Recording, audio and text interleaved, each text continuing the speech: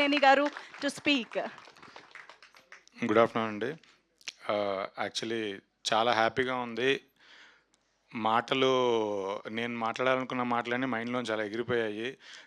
అందరు డైరెక్టర్లు అందరూ మాట్లాడినప్పుడు ఇంకసలు ఇండస్ట్రీలో ఇందాక అన్నారు కదా! ఇలాంటి సినిమాలు చేయాలంటే గట్స్ ఉండాలి అని. నా గట్స్ ఏంటంటే మా డైరెక్టర్లందరూ నేను ఏదైనా ఒక సినిమా ఫ్లాప్ కొట్టి రోడ్డు మీదకొచ్చిన రోజు తలో సినిమా చేసి నన్ను కాపాడతారని నమ్మకం. సో అప్పటి వరకు నేను కొంచెం ఎక్స్పెరిమెంట్లు చేస్తూ కొంచెం ఇలాంటి సినిమాలు చేస్తూనే ఉంటాను. ముందుగా తెలుగు సినిమా ఇండస్ట్రీలో నన్ను ప్రొడ్యూసర్ని చేసిన అల్లు అరవింద్ గారికి నేను ఎప్పుడు కృతజ్ఞతుణ్ణి. లాస్ట్ 4 సినిమాస్ ఆయన అసోసియేషన్లోనే చేశాను. ఫస్ట్ సినిమా నేను సొంతంగా చేస్తున్నాను. ఆయన బ్లెస్సింగ్స్ నాకు ఎప్పుడూ ఉంటాయి.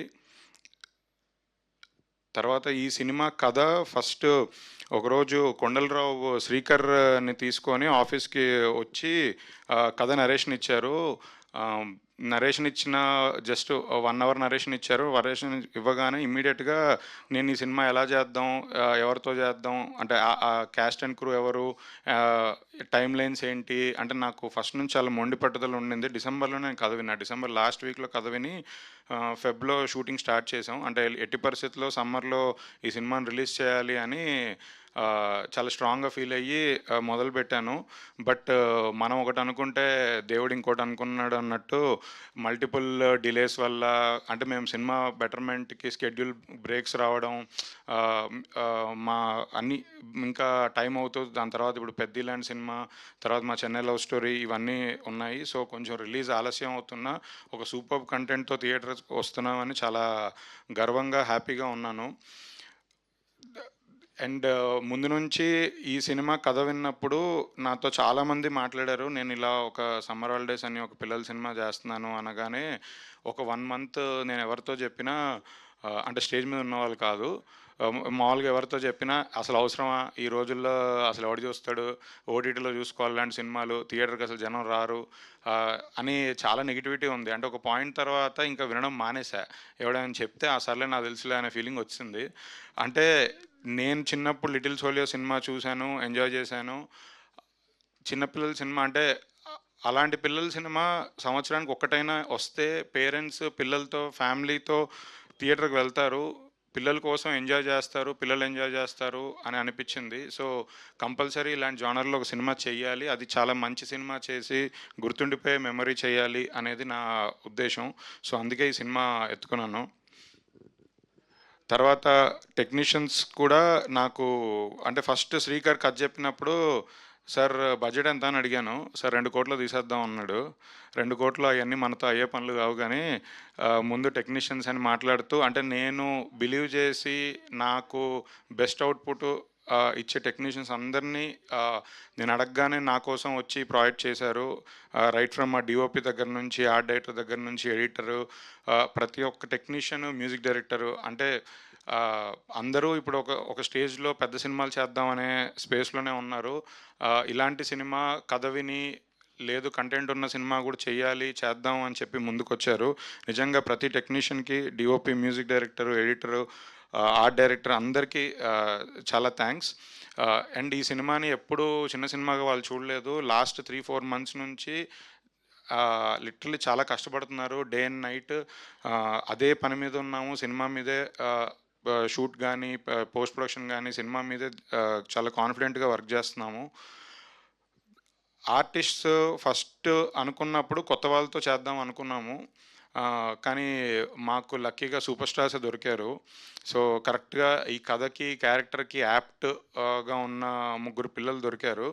సో నిజంగా నేను వాళ్ళకి థ్యాంక్స్తో పాటు వాళ్ళ పేరెంట్స్ కూడా థ్యాంక్స్ చెప్తున్నాను. ఎందుకంటే నాకు తెలుసు వాళ్ళు వచ్చి వర్క్షాప్స్ చేసి, అంటే ఎవరు హైదరాబాద్లో ఉండరు, హైదరాబాద్కి పేరెంట్స్తో పాటు వచ్చి ఇక్కడ ఉండి వర్క్షాప్స్ చేసి మళ్ళీ ఇక్కడ నుంచి మేము రాజమండ్రి అమలాపురం దగ్గర షూటింగ్కి వెళ్ళి అంటే పేరెంట్స్ కూడా అంటే పిల్లల కోసం పిల్లల డ్రీమ్ యాక్టింగ్ అనేది ఉన్నప్పుడు దాన్ని గౌరవించి దానికి సపోర్ట్ చేస్తూ పేరెంట్స్ కూడా ట్రావెల్ చేస్తూ ఉన్నారు.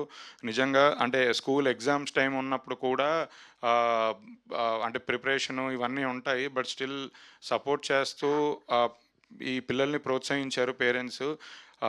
ఈ ముగ్గురే కాదు, మిగతా మా సినిమాలో యాక్ట్ చేసిన అందరి పిల్లలు, అందరి పేరెంట్స్కి నేను థ్యాంక్ యూ సో మచ్ అండి. మీ సపోర్ట్ ఉండడం వల్లే ఇలాంటి సినిమా ఇంత బాగా మేము తీయగలుగుతున్నాము.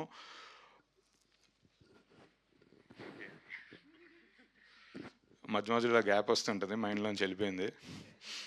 అండ్ ఇలాంటి సినిమాకి సపోర్ట్ చేయడానికి ముందుకొచ్చిన వాసుకి గారికి, హర్షవర్ధన్ గారికి, రాజీవ్ కనకల గారికి, హర్షిని గారికి, అందరికీ నెక్స్ట్ జయసుధ గారికి, ఈ సినిమాలో అమ్మమ్మ క్యారెక్టర్ జయసుధ గారు చేస్తున్నారు. సో అందరికీ నిజంగా నేను థ్యాంక్ యూ సో మచ్ అండి ఫర్ సపోర్టింగ్ దిస్ ఫిలిం. ఇలాంటి సినిమాలు మళ్ళీ మళ్ళీ వేరే వాళ్ళందరూ ప్రొడ్యూస్ చేయాలంటే మీ అందరి సపోర్ట్ ఉండడం వల్లే వెళ్తుంది. మీడియా వారికి కూడా నా విజ్ఞప్తి ఏంటంటే, జస్ట్ నాకు తెలుసు మీరందరూ ఇలాంటి పెద్ద సినిమాల మీద తిరుగుతూ ఉంటారు, అప్పుడప్పుడు మా లాంటి చిన్న సినిమాలని కూడా పట్టించుకోండి. మా గురించి కూడా కొంచెం రాయండి, మా గురించి కూడా మాట్లాడండి, సపోర్ట్ చేయండి. మీ అందరి సపోర్ట్ వల్లే ఆడియన్స్కి థియేటర్కి తీసుకొని రాగలుగుతాం. ఇలాంటి సినిమా ఒక్కటి సక్సెస్ అవుతే ఇలాంటి సినిమాలు ఇంకో 4 ప్రొడ్యూసర్స్ చేస్తారు.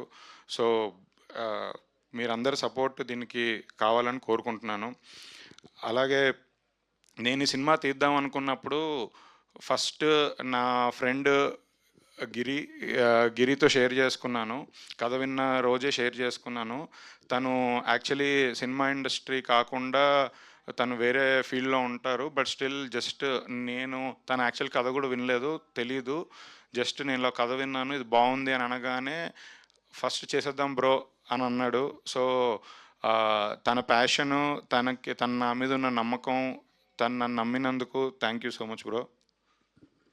అండ్ నా కోసం ఇక్కడికి వచ్చిన మా డైరెక్టర్స్ అందరూ, సాయి రాజేష్ గారు, రాహుల్ రవీంద్ర గారు, రామ్ అబ్బరాజు గారు, పవన్ సాధనేని గారు, కొంచెం స్పీడ్గా చెప్పాలంటే సాయి మార్తన్ గారు, కౌశిక్ గారు, నందకిషోర్ గారు, మా రవి నంబూరి గారు, వీళ్ళందరికీ నిజంగా thank you so much. Me support ఎప్పుడు ఇలానే ఉండాలని, నాకు నా సినిమాలకి మీరు అండగా నిలబడాలని కోరుకుంటున్నాను. అలాగే ఈ టీజర్ లాంచ్ చేయడానికి వచ్చిన దిల్ రాజు గారికి స్పెషల్ థ్యాంక్స్. నేను యాక్చువల్లీ నాకు సినిమా ఇండస్ట్రీలోకి వద్దాం అనుకున్నప్పుడు నాకు చాలా తక్కువ మంది తెలుసు.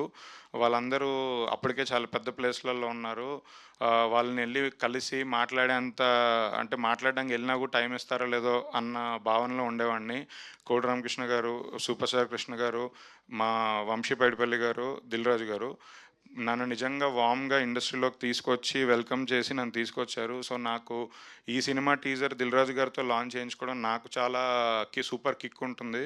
ఎందుకంటే ఫస్ట్ రాజు గారి దగ్గరికి వెళ్ళి సినిమా తీస్తాను అంటే నీకు అవసరమా అన్నారు. బట్ నిజంగా ఇక్కడ రాకపోవడమే చాలా బెటరు, కష్టపడాలి, అవన్నీ మీరు పడలేరులే అన్నారు. నిజంగా ఎలా అయినా రావాలి, ఎలా అయినా చెయ్యాలి అనే స్ఫూర్తితోనే నేను ఇక్కడి వరకు వచ్చాను. నిజంగా రాజుగారికి థ్యాంక్ యూ వెరీ మచ్ వచ్చి టీజర్ లాంచ్ చేసినందుకు. థ్యాంక్ యూ అండి. థ్యాంక్ యూ అండి. Definitely last but not the least, me best summer holidays memory first ఇది చెప్పేసేయండి, ఈ లోపు మళ్ళీ గుర్తొస్తే చెప్తారు. కానీ సమ్మర్ హాలిడేస్ అంటే ఏముండే, మనం మనకి స్కూల్ ఉన్నా కూడా మనం పెద్ద చదువుకునే రకం కాదు కాబట్టి మాకు ప్రతిరోజు సమ్మర్ హాలిడేనే. హాలిడేస్కి తేడా ఏం లేదనమాట. Okay, super. మీరు సంవత్సరం మొత్తం అదరగొట్టేస్తారని అర్థమైపోయింది. సో ఇక ఏ మాత్రం ఆలస్యం చేయకుండా మనం Q&Aలోకి వెళ్ళిపోదాము. మా మీడియా ఫ్రెండ్స్ చాలాసేపటి నుంచి చాలా ఓపిక్గా వెయిట్ చేస్తున్నారు. థ్యాంక్ యూ సో మచ్ మీ అందరికీ. సో ఎస్, ఈరోజు థ్యాంక్స్ టు ధీరజ్ గారు అండ్